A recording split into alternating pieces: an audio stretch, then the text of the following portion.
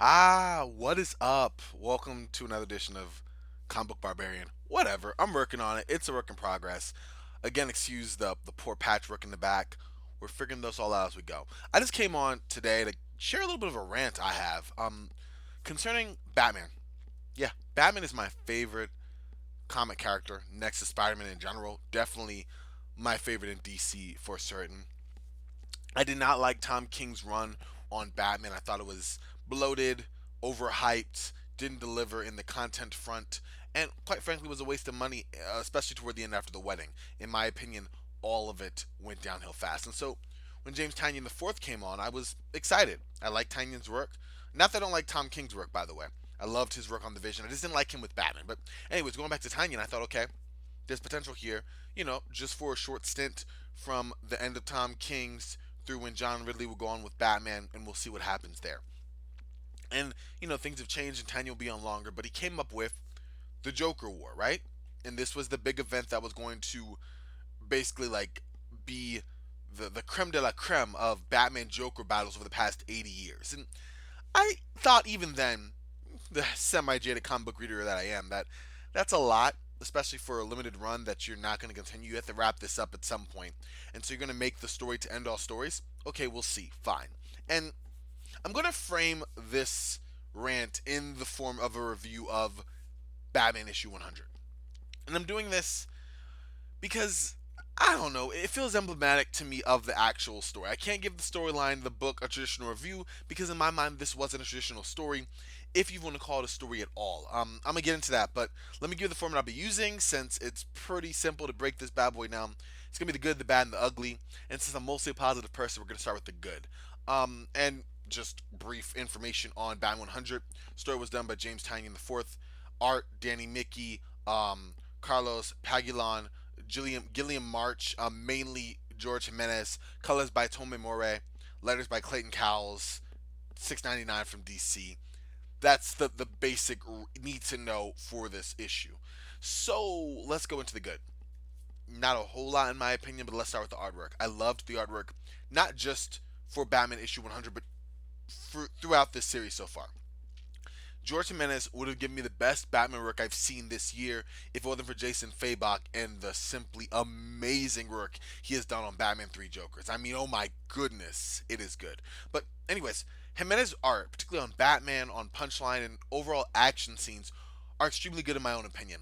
In regards to James Tynion, his writing, while it can be bloated at times, and I guess I'll talk about that later, it's not Tom King's. And again, I say I did not like Tom King's work on Batman. City of Bane was so frustrating to me. I could go on. It's probably another story for another time. So Tanya gets some points for not being Tom King on Batman. And yes, I know I'm doing some Matrix level of moving to kind of get that to work, but that's where I'm going. Is he markedly better? I don't know. But like I said, wasn't a fan of King on Batman. So to have anything like that, it's a breath of fresh air, even if they have some similar flaws. Another positive. The character development of Harley Quinn was done really well in my own opinion, going from a person who was head over heels for the Joker to someone who could see through the games and the dances that would repeat themselves between both her and the Joker and then later the Joker and Batman. And so her role in this book over the storyline gives me hope that Tanya will continue to develop her as a character. And I've heard some talk in comic circles, at least on Twitter and stuff, that she could potentially become a member of the Joker's of Batman's Rogues Gallery, and I sincerely hope that that is not the case because that would be just nah. I just don't want that. No part of that. It would be shades of Clayface when he was part of the Bat fam fourth spot. If you remember that, it was really awkward to me. Didn't really make the most sense. I don't mind her not being a straight up villain. I think there are more layers to Harley Quinn than that. But do I want her to be like right up there when I think Batman, Robin, Nightwing, Oracle, Red Hood, Harley? No, I'm good. Y'all can have that. All good on that. But that's where I'm at on that. So I like that. And also, Punchline, while I think it started off solid and was kind of trending downwards in terms of developing her, but also not just throwing her everywhere when really she was just a partner for the Joker. Like it started off intriguing enough that I was like, oh, okay. Where are we going here? This is different than Harley. And then it started to kind of trend to like, okay, not quite Harley, but also not quite different, if that makes any sense. But I'm gonna give it a positive because I do like her as a character. I like the potential of where it can go, and I think that Tynion, or I have hope that Tynion will bring in a direction where it fleshes her out as her own character. My only worry is that she's oversaturated, that there is too much of Punchline out there, and that she takes on this one note dimension as a character. I do not want that. Let her be someone that can develop her own identity. Yes, being someone that's a Joker, a codependent partner in crime, whatever the case may be. But much like Harley Quinn is her own character without having to plaster her everywhere and thus dilute the strength of her character. I hope I'm making sense there. Anyways, I do like Punchline. I do like her inclusion there. So now with that, the bad and the ugly, and I'm just gonna mix these two together in my head because that's how I'm gonna present them. So let's just go. Starting off with a promo that leads up to the book. I'm just gonna read this verbatim. I quote: "The Joker War." Oh, gotta do the deep voice here. "The Joker War comes to a city-shattering conclusion as Batman battles the Joker in a brutal, no-holds-barred duel. This is a fight 80 years in the making, and its outcome won't just change Batman's life, it will change Gotham City for years to come." Like that, right? Okay. Anyways, you got all that, right? Big climatic change of everything is going to bring up all of the Batman and Joker's battles and end it once and for all. Did that happen? And better yet, after all of this, I ask you, how exactly did Gotham City change? The brutal no holds barred battle, how did that turn out? Because I'll tell you right now, when you're done with the Joker Wars, very little will have actually changed. Yes, Oracle is back in action. That's awesome. And yes, Rick Grayson is no more. Welcome back, Nightwing. That's amazing. However, at the end of this, the Joker is still at large. Batman still doesn't have control of his city, and it has been so long since he actually has. And there is nothing, absolutely nothing, that was brutal about the battle. There really wasn't. Nothing that made me think, "Wow, this is climatic. This is really gonna, come up to mind when I think of the best Batman Joker fights in the 80-year history between them." And in my mind, when I bring that up, I think Batman vs. Joker in The Ton of Love in Batman The Dark Knight Returns. I think Batman vs. Joker in the end of The Killing Joke in Alan Moore. Scott Snyder has himself a Batman and Joker. Sheesh, I honestly would think of the Batman the Animated Series, The Laughing Fish, and the battle between the Joker and Batman then, or even Batman Beyond Return of the Joker, and the battle between the Joker and Terry McGinnis before I even begin to reach back to this battle. There was nothing there. There was nothing there. It wasn't great. The Batman that I saw here, the Batman fight between him and the Joker, I will have forgotten by February. I make no mistake, and I wish I were kidding. And it just turns into a whole lot of nothing, and that's really my main issue with Batman Joker Wars. I feel like I wasted money. It was like eating plain potato chips. Like, it's junk food, but it doesn't even taste good. It's just you just absorbed it. It just happened without even buying the tie-ins, across the multiple Batman titles. You still didn't get a meat of a true story, in my opinion. And I did buy the tie-ins. I'm just saying, like, I walk away from this feeling unfulfilled from someone who was really interested to see how this story would develop. It feels a lot of points that could have been taken and carried in directions that could have made for a great payoff that ultimately did not happen. There was a tease of a new Batman suit that I was really intrigued into seeing what would happen with that and how that suit would be deployed in this battle against the Joker. And it wasn't. The Joker took it when he took Bruce's money and his weapons and everything, and he basically put Joker graffiti on it and then barely used it.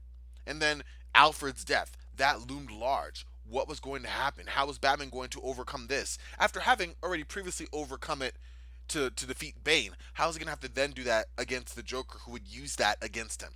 Didn't happen. If anything, the Joker reanimated Alfred's corpse. And in the final battle, Batman is being stabbed in the back by the Joker, who is delivering a lengthy monologue even for the Joker, while also holding Alfred's animated corpse as the corpse goes, I hate you," and Batman's like, "Stop."